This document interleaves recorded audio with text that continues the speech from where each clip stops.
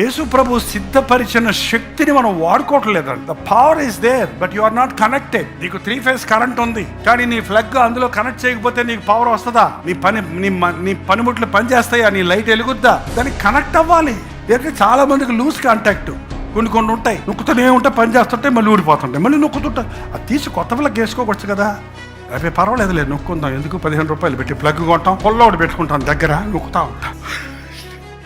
చాలా మందికి దేవుడితో సహవాసం అట్లాగా ఉందండి. Loose contact. ఒకరోజు భక్తి ఉంటుంది, సడన్గా ఆఫ్ అయిపోతావు, సడన్గా అయ్యో నాయన క్షమించట్టావు, సడన్గా నిద్రపోతావు. దేవునితో నీ మనస్సాక్షిని సరి చేసుకోవాలి. దేవుడు ఆల్రెడీ చేయాల్సిందంతా ప్రభు చేసేసాడండి. నీ జీవితంలో ఇంకా వాటిని పొందలేకపోతున్నావంటే, ఆ శక్తిని నీవు అనుభవించలేకపోతున్నావంటే, ఆ జయాన్ని నువ్వు చూడలేకపోతున్నావంటే, ఇంకా సాతాను చేతుల్లో నీవు ఉన్నావంటే దానికి కారణం నువ్వు ప్రభు వైపు చూడలేదని అర్థం.